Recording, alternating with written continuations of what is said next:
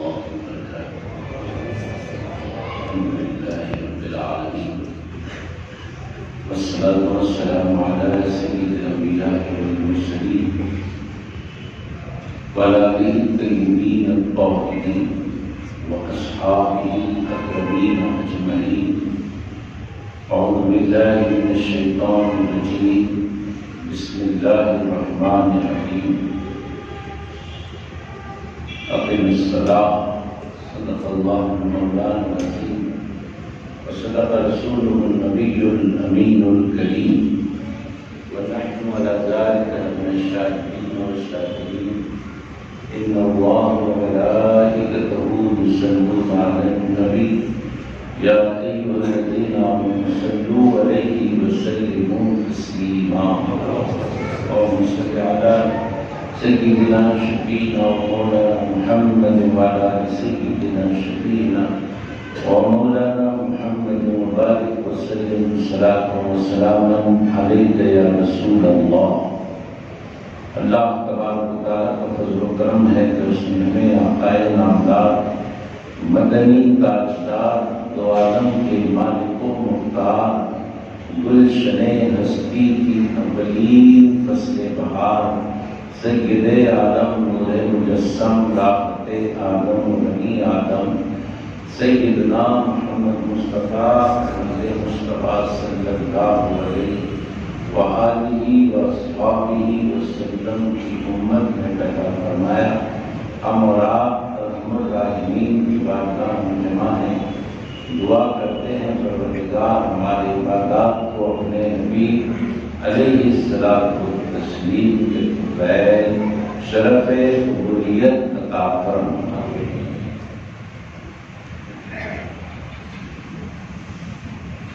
قرآن کریم کی ایک آیت مبارکہ کے ایک چھوٹے سے ٹکڑے کا ہم نے تلاوت کا شرف حاصل کیا ہے، جس میں فرمایا جا رہا ہے اقم الصلاۃ،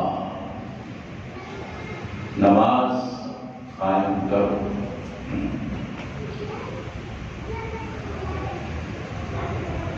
ہر ایک مسلمان کو اس بات کا پتہ ہے کہ نماز فرض عین ہے، لیکن اس کے باوجود نماز کے بارے میں غفلت برتی جاتی ہے، جس کی وجہ سے توجہ دہانی ضروری سمجھی گئی. ہر کسی کو اس بات کا علم ہے کہ اللہ تبارک و تعالیٰ گناہوں سے ناراض ہوتا ہے، پھر بھی گناہ ہو جاتے ہیں. ہر ایک کو معلوم ہے کہ اچھائی کرنے سے اللہ راضی ہوتا ہے، پھر بھی اچھائیوں کے کرنے میں کوتاہیاں ہوتی ہیں. اس کا مطلب یہ نہیں ہوتا کہ پتہ نہیں ہے، پتہ سب کچھ ہے، لیکن انسان غفلت میں رہتا ہے. غفلت کی وجہ سے اچھائیوں سے دور ہوتا ہے، غفلت کی وجہ سے اس سے برائیاں سرزد ہوتی ہیں. جب تک پیغمبروں کا سلسلہ رہا، پیغمبروں نے لوگوں کو جگایا، برے اعمال سے نکال کر اچھے اعمال کی طرف ترغیب دی، توجہ دلائی، دعوت دی.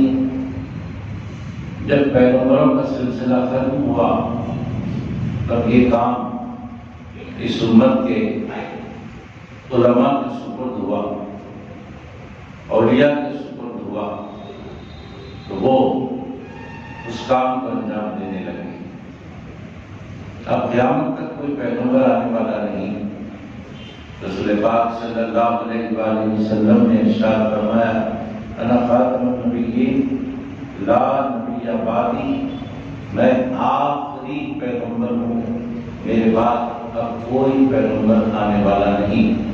تو پھر لوگوں کو جگانے کا کام کون کرے؟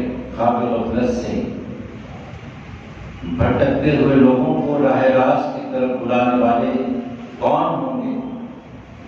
فرمایا گیا کہ قیامت تک سرور کائنات صلی اللہ علیہ وآلہ وسلم کی امت کے علماء اور اولیاء یہ کام کریں گے. اسی لیے فرمایا گیا العلماء ورثۃ الانبیاء، علماء جو ہوتے ہیں انبیاء کے وارث ہوتے ہیں، اور انبیاء کرام جب دنیا سے جاتے ہیں تو وہ اپنے وارثوں کو کیا دے کر جاتے ہیں؟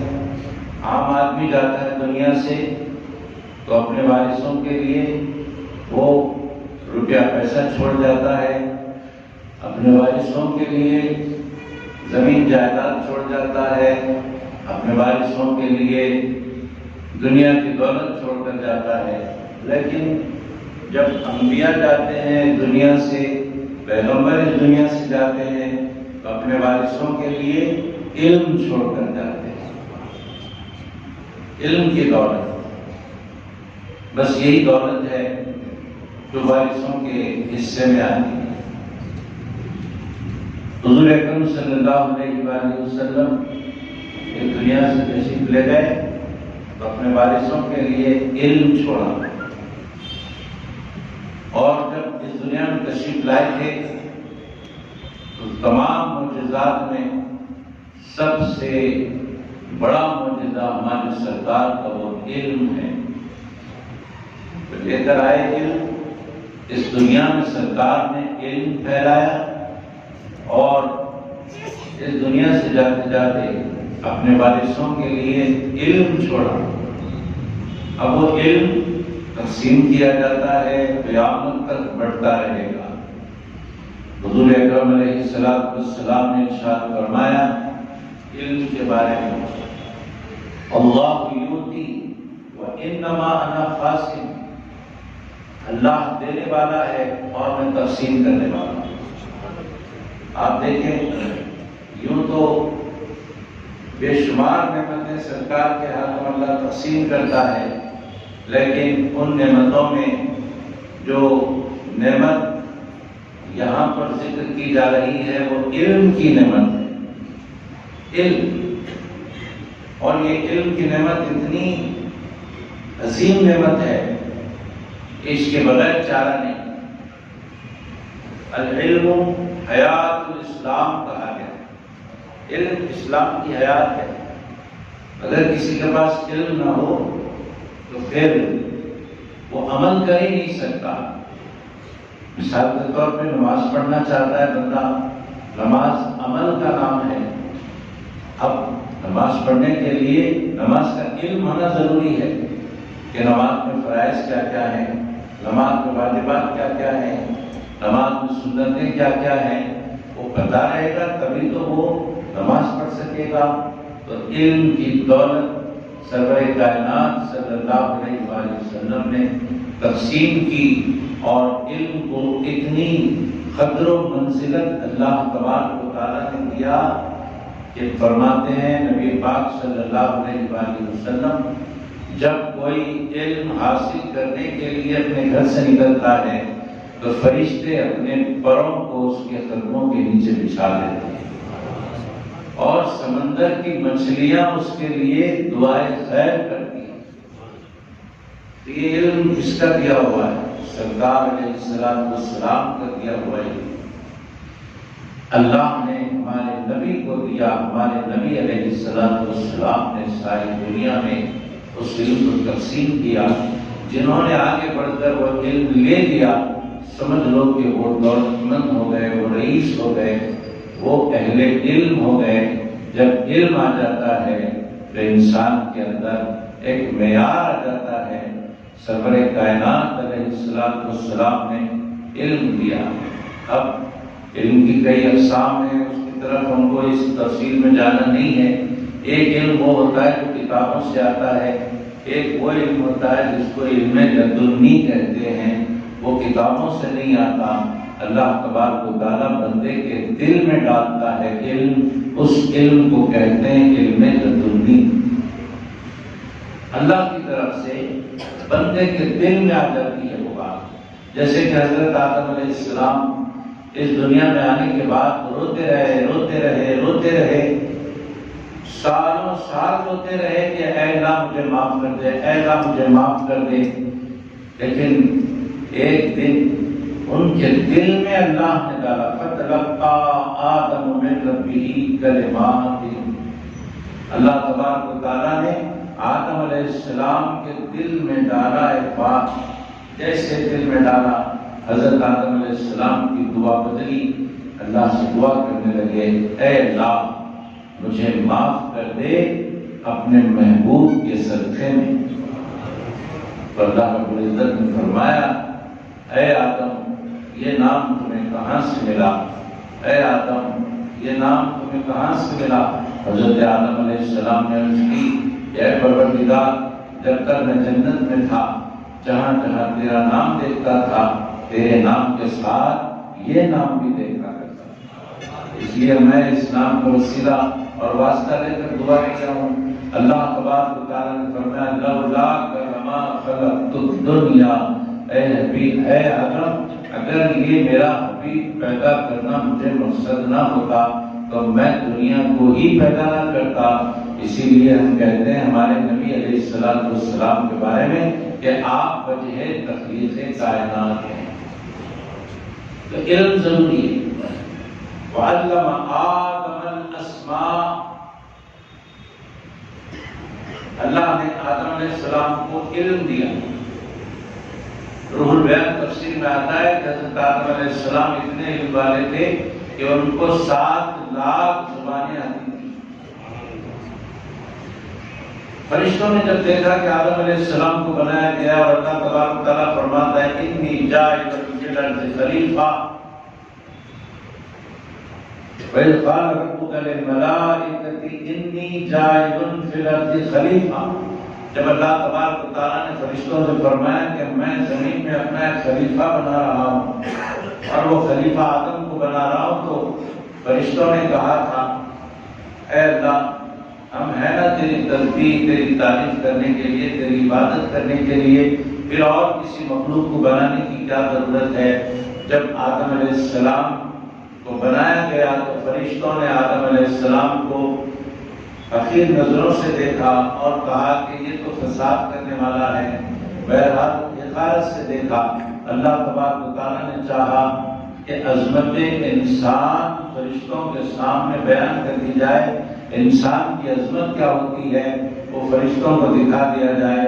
تو اللہ رب العزت نے فرشتوں سے کچھ علمی سوالات فرمائے، فرشتوں سے کچھ علم کی باتیں پوچھی، فرشتے لاجواب ہوئے، اور وہی سوالات حضرت آدم علیہ السلام سے اللہ نے پوچھا۔ حضرت آدم علیہ السلام نے ان تمام باتوں کا جواب دیا۔ فرشتوں کو معلوم ہو گیا کہ واقعی یہ جو مخلوق بنی ہے یہ ہم سے مشرف اور مکرم ہے، ہم سے اعلیٰ و ارفع ہے۔ تو کس وجہ سے؟ علم کی وجہ سے۔ اور دیگر وجوہات بہت ہیں، اور لیکن آج یہاں پر جو ہم تمہید باندھ رہے ہیں اس میں علم کی بات چھڑی ہے، اس لیے علم کے بارے میں ہم آپ کو بتا رہے ہیں۔ حضرت آدم علیہ السلام کے بارے میں اللہ نے فرمایا، لقد کرمنا بنی آدم، آدم اور آدم کی اولاد کو ہم نے تمام مخلوقات پر معظم و مکرم فرمایا۔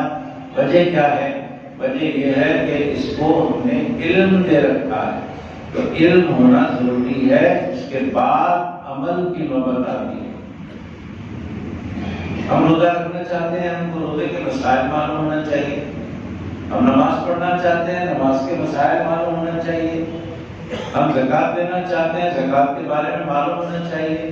ہم حج کرتے ہیں، حج کے بارے میں معلوم ہونا چاہیے۔ اگر معلومات نہیں ہے تو ہم کیا کر پائیں گے؟ اگر ہمیں اپنے محلے سے نکل کر کسی اور دوسرے محلے کی طرف جانا ہے تو پھر وہاں کے راستے کا ہم کو علم ہونا ہے۔ اگر ہم کو علم نہیں ہو اور جا رہے ہیں تو ہم کو خود پتہ نہیں کہ ہم کدھر جا رہے ہیں۔ تو علم ضروری ہے، اس کے بعد عمل کا نمبر آتا ہے۔ تو نماز عمل ہے۔ اقیم الصلاۃ، نماز قائم کرو، اللہ نے فرما دیا۔ اب نماز قائم کرنا ہے تو پھر نماز کے بارے میں ہم کو علم ہونا چاہیے کہ نماز ہے کیا، یہ ادا کیسے کی جاتی ہے، اس کی ساری تفصیلات جب معلوم ہوں گی، اس بات کا ہمیں علم ہوگا، تب ہم نماز ادا کر پائیں گے۔ اگر ہمارے پاس اس کا علم نہیں ہے تو پھر ہم نماز کیسے پڑھ پائیں گے، کیسے ہماری نماز ہو سکتی ہے؟ ہو سکتا ہے آج جو ہم نمازیں پڑھ رہے ہیں وہ نمازیں ہماری ہو سکتا ہے کہ قبول بھی نہ ہوتی ہوں، کیونکہ ہم سے کیا کیا اس میں غلطیاں ہو جا رہی پتہ نہیں۔ قرآن شریف کے بارے میں آیا ہے، کتاب تجوید کی سہل تجوید حضرت سید کریم اللہ حسینی رحمۃ اللہ علیہ کی ترتیب کرتا، اس میں انہوں نے ایک حدیث شریف نقل کی ہے اور کہا ہے کہ رسول پاک علیہ السلام نے فرمایا کہ لوگ قرآن پڑھتے ہیں لیکن ان کو قرآن پڑھنے سے کوئی فائدہ نہیں ہوتا، الٹا نقصان ہوتا ہے۔ پوچھا گیا کہ نقصان کیسے ہوتا ہے؟ آقا علیہ السلام نے فرمایا کہ نقصان اس لیے ہوتا ہے کہ وہ قرآن کو جس طرح پڑھنا چاہیے تجوید کے ساتھ ویسا وہ نہیں پڑھتے، اس لیے نقصان ہوتا ہے، ان کو فائدہ نہیں ہوتا۔ تب دیکھیے علم نہ ہونے کی وجہ سے ہم یہ سمجھ کے پڑھ رہے ہیں کہ ہم بہت اچھا کام کر رہے ہیں، لیکن الٹا ہمارا نقصان ہو رہا ہے۔ علم نہیں تو قرآن کی تلاوت کرنا ہے تو اس سے پہلے تلاوت کا علم ہونا چاہیے۔ نماز پڑھ رہے ہیں تو نماز پڑھنے کا پہلے ہمیں علم ہونا چاہیے، تبھی تو ہم نماز درست ادا کر سکیں گے۔ اگر ہمیں پتہ ہی نہیں ہے کہ اس کے اصول کیا ہیں، اس کے ضوابط کیا ہیں، اس کے قواعد کیا ہیں، تو پھر ہم کیسے نماز ادا کر سکیں گے؟ اس کے لیے ہم کو کیا کرنا چاہیے؟ اس کے لیے طلب العلم فریضہ۔ سرکار دوار علیہ السلام نے ارشاد فرمایا علم کو حاصل کرنا فرض ہے۔ علم حاصل کرنا فرض۔ کون سا علم؟ موٹی موٹی باتوں کا مذہبی علم، جو ضروری علوم ہیں جن کے بغیر ہم فرائض ادا نہیں کر سکتے، اتنا علم حاصل کرنا ہر مسلمان پر فرض عین ہے، ہر ایک پر۔ اور دین کی جو باریک باریک باتیں ہیں، دین کی جو تفصیلی باتیں ہیں، وہ تمام تفصیلی باتیں حاصل کرنا، اس کا علم حاصل کرنا، یہ فرض کفایہ ہے۔ اگر پوری بستی میں سے، پورے محلے میں سے اگر کچھ لوگ بھی عالم دین ہو جائیں، یا کم سے کم ایک آدمی بھی عالم دین ہو جائے، تو سب کی طرف سے وہ فرض ادا ہو جاتا ہے۔ لیکن جو فرض عین علم ہے، جو موٹی موٹی باتوں کا علم، نماز کو کیسا پڑھنا، روزہ کیسا رکھنا، قرآن شریف کی تلاوت کیسا کرنا، یہ ساری چیزیں فرض عین ہے۔ اگر یہ حاصل نہیں کریں گے تو گناہ ہوگا۔ اب تمام اعمال میں سب سے بڑا عمل ہے نماز۔ اب نماز ادا کرنے کے لیے نماز کے بارے میں، نماز کے اصول، نماز کے فائدے، نماز کے فرائض، نماز کے واجبات، یہ ساری چیزیں معلوم ہونی چاہیے، اس کے اوقات معلوم ہونا چاہیے۔ ہم دیکھتے ہیں بعض لوگوں کو فجر کی نماز پڑھتے ہیں، فجر کی نماز پڑھنے کے بعد ایک فرض نماز پڑھنے کے بعد پھر سنت کے لیے کھڑے ہو جاتے ہیں، پھر ان کو بولنا پڑتا ہے نماز ختم کرنے کے بعد کہ بھائی فجر کی فرض نماز پڑھنے کے بعد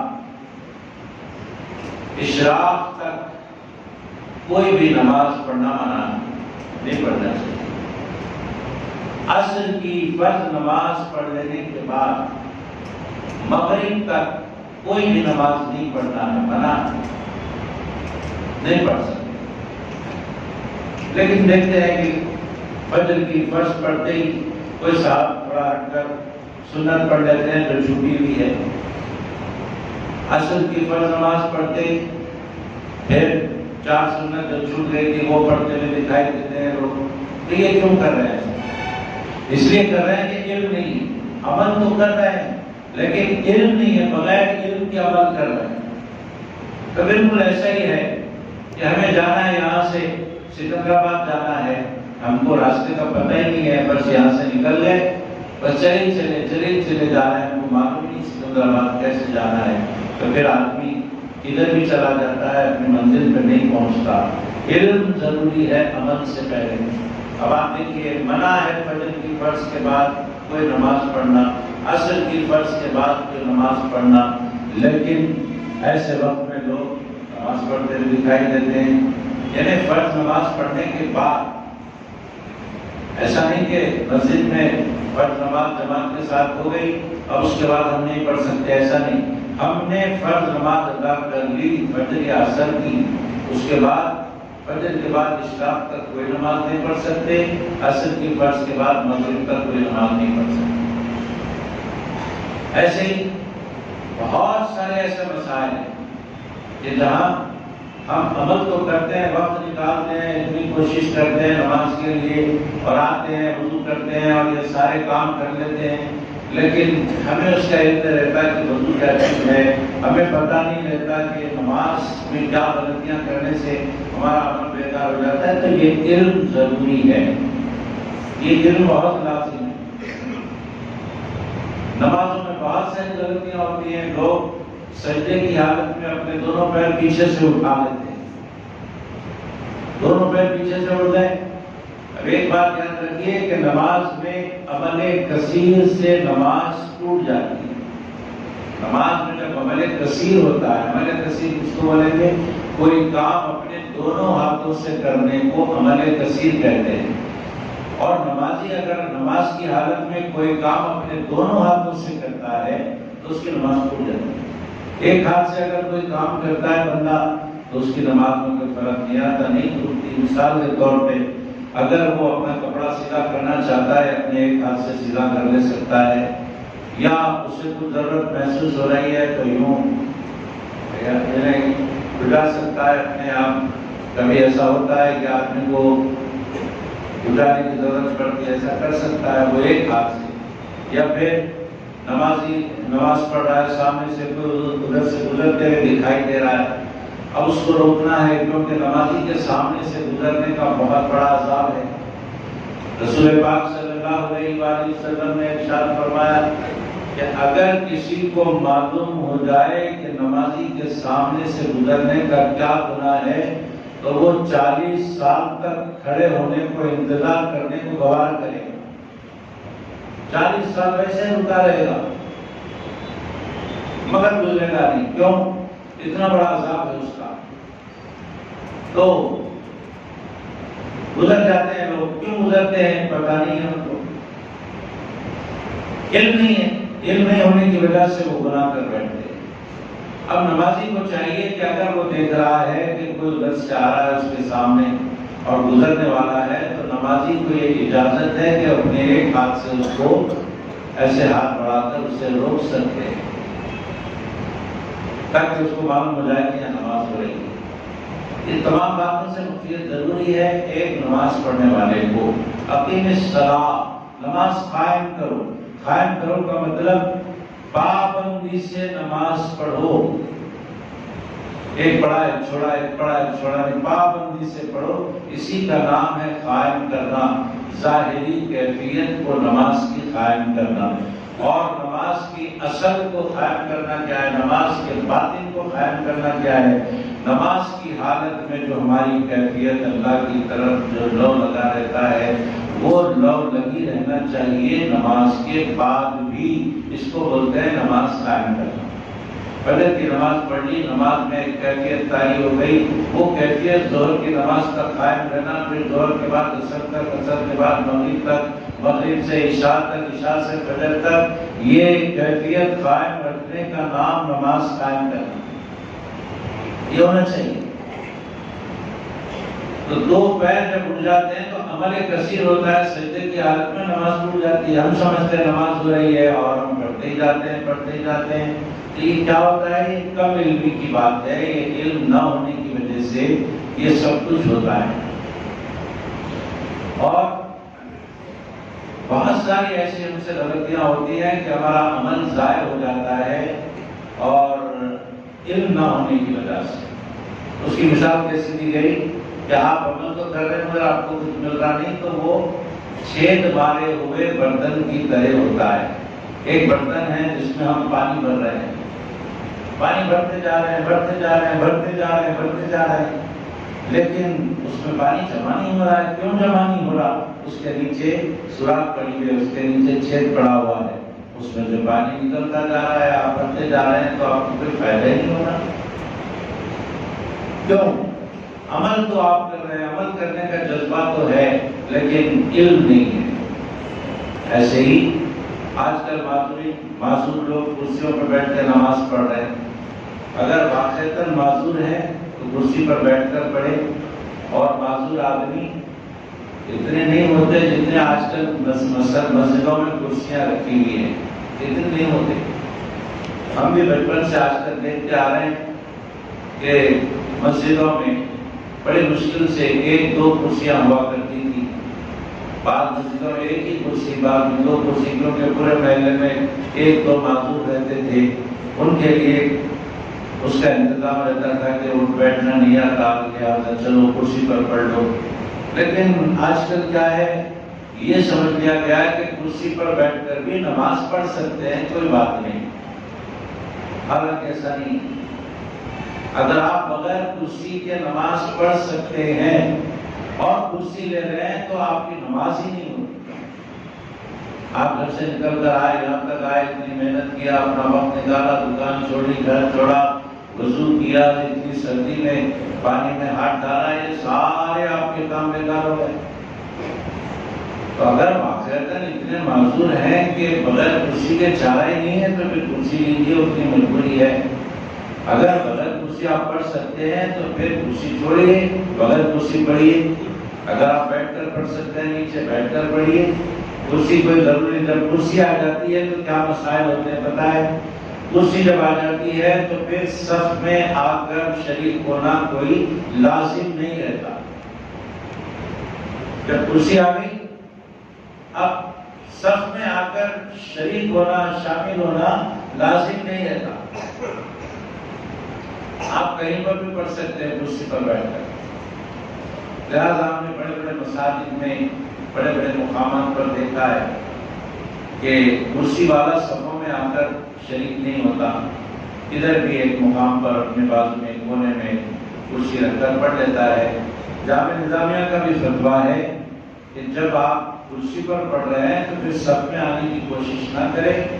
آپ کہیں پر بھی سائڈ میں، بازو میں، کونے میں کرسی رکھیں، پڑھ لیں. آپ کا وہاں پڑھنا اور صف میں آ کر پڑھنا دونوں برابر ہے. صف اس آدمی کے لیے ہے جو صف میں شریک ہو کر نماز پڑھتا ہو بغیر کرسی کے. بعض جگہوں پر تو ہم نے دیکھا ہے کہ پہلی صف میں مؤذن صاحب کے آس پاس میں کرسیاں رکھ کر لوگ جمع ہو جاتے ہیں اور کرسیوں پر نماز پڑھتے ہیں. ایسا نہیں ہے. کرسی جیسے ہی آ گئی، معذور آدمی ہو گیا، اور معذور آدمی کو یہاں پر آنے کی ضرورت نہیں ہے. کہیں بھی کونے میں، کہیں بھی سائڈ میں پڑھ لے سکتا ہے. یہاں پر بھی اتنا ہی ثواب ہے اس کو، کونے میں بھی اتنا ہی ثواب ہے.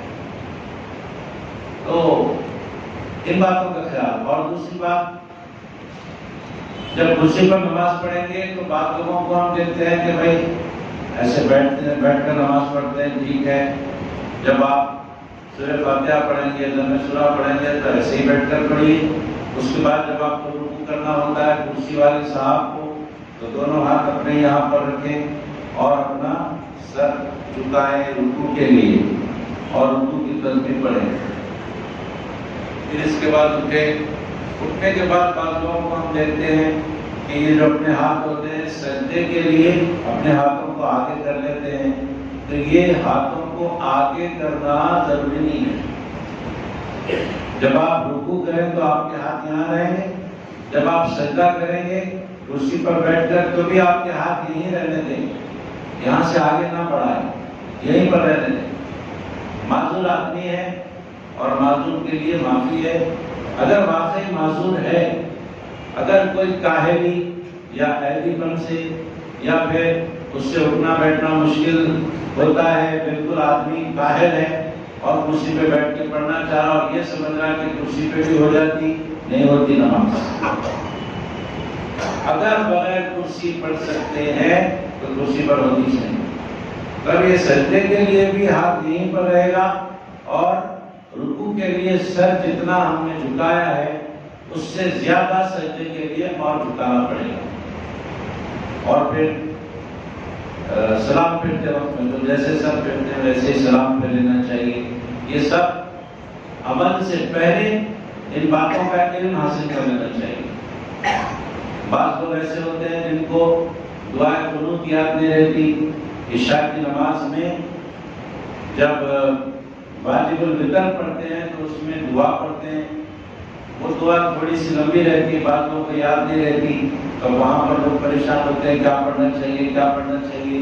تو وہاں پر کتابوں میں آتا ہے فقہ کی کہ اگر آپ کو کچھ نہیں ہے، وہ دعا قنوت نہیں آتی، تو پھر آپ کوئی بھی قرآن یا حدیث والی کوئی بھی دعا کر لیجیے کیجیے یاد ہونے تک. جیسے آپ کو یاد ہو گیا پھر دعا قنوت پڑھنا ہوگا. اگر آپ کو کوئی دعا بھی آتی ہے تو سورہ اخلاص بھی آپ پڑھ سکتے ہیں, قل واللہ احد کا سورہ بھی پڑھ لیجیے, یہ بھی آپ کر سکتے ہیں. بہرحال یہ باتوں کا علم ہوگا تبھی تو ہمیں پتہ چلے گا کہ عمل کیسے کرنا ہے, اطمینان سے عمل ہوگا.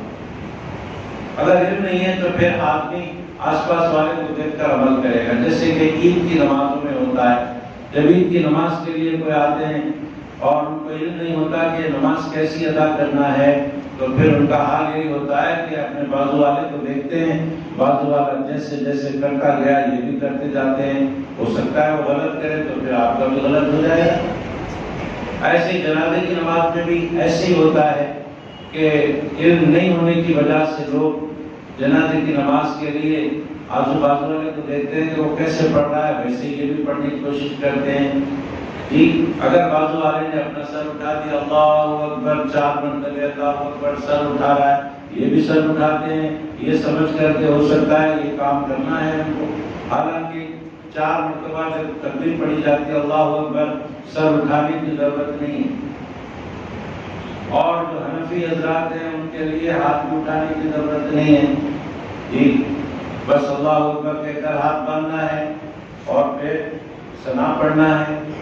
ثنا کے بعد پھر اللہ اکبر ہوتا ہے. دوسری بار درود ابراہیم پڑھنا ہے. پھر تیسری بار اللہ اکبر کی تکبیر ہوتی ہے. پھر دعا پڑھنا ہے. پھر اس کے بعد چوتھی بار اللہ اکبر. اس کے بعد ہاتھ چھوڑتے ہوئے سلام پھیرنا ہے. بڑا آسان طریقہ, لیکن لوگ پریشان ہوتے ہیں کہ پریشانی کی ایک ہی وجہ ہے, وہ وجہ کیا ہے؟ علم نہ ہونا. باقی الصلاۃ, نماز قائم کرو. نماز قائم کرنے سے پہلے نماز کے بارے میں اس کے فائدے, اس کے طریقے ضرور حاصل کر لیا کرو. کہاں حاصل کریں بھائی؟ آپ کو علم دینے والے بہت ہیں, لیکن اللہ کے نبی علیہ السلام نے علم دینے والوں سے نہیں فرمایا کہ علم تم لوگوں کو جا جا کر سکھاؤ, پکڑ پکڑ کر سکھاؤ. سرکار نے یہ نہیں فرمایا, بلکہ سرکار نے ارشاد فرمایا جس کے پاس علم نہیں ہے وہ علم والے کے پاس جا کر علم حاصل کرے. یہ ہے طریقہ. جس کے پاس نہیں ہے وہ جا کر اہل علم سے حاصل کرے. فَاسْأَلُوا أَهْلَ الذِّكْرِ إِن كُنتُمْ لَا تَعْلَمُونَ. قرآن شریف میں آیا کہ تم جا کر معلوم کرو. اگر تم کو معلوم نہیں ہے تو جن کو معلوم ہے ان کے پاس جا کر معلوم کرو, ان سے علم حاصل کرو. نماز جیسی عبادت ہماری اچھی اور صاف ستھری اور پوری مکمل ہونا چاہیے. اس میں کوئی بھی ہم سے غلطی یا نقص پیدا نہیں ہونا چاہیے. نماز فرض عین. اللہ تبارک و تعالیٰ نے ہر حالت میں نماز پڑھنے کا حکم دیا. یہاں تک کہ عورت کی اگر ڈلیوری ہو رہی ہے اور ڈلیوری کی شدت میں پریشان ہے, وہ عورتوں کو ہی پتہ رہتا ہے کتنی تکلیف ہوتی ہے. ایسی تکلیف میں بھی نماز کا وقت آیا تو عورت کو نماز پڑھنا چاہیے.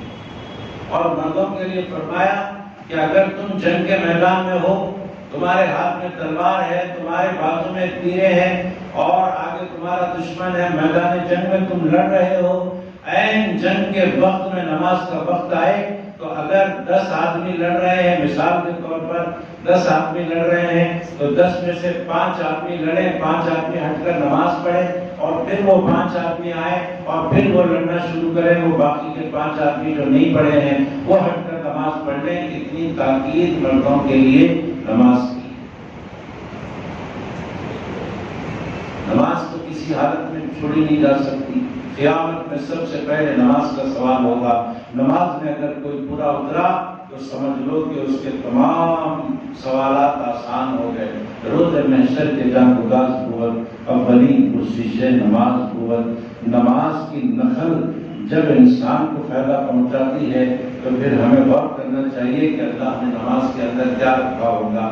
اس سے پہلے بھی ہم نے آپ کے سامنے ایک چھوٹا سا واقعہ رکھا تھا کہ ایک چور تھا, کسی گھر میں کودا اور کودنے کے بعد لوگ وہاں جاگے اور جاگنے کے بعد اس چور کے پیچھے دوڑے. جب چور بھاگنے لگا آگے آگے, وہ بھی پیچھے پیچھے دوڑنے لگے اور بستی والے تمام جاگ گئے کہ کیا ہو رہا ہے, کہ لوگ بھاگ رہے ہیں, دوڑ رہے ہیں. تو معلوم ہوا ایک چور آیا تھا کسی گھر میں چوری کرنے کے لیے تو لوگ اس سے پکڑنے کے لیے جا رہے ہیں، پورے بستی والے اس کے پیچھے دوڑنے لگے، بھاگنے لگے، وہ آگے آگے، بستی والے پیچھے پیچھے، وہ گلیوں میں کوچوں میں سڑکوں پر بھاگتے بھاگتے بھاگتے ایک ایسی جگہ چلا گیا جہاں پر مسجد کھلی تھی، مسجد کا دروازہ رات میں کھلا تھا۔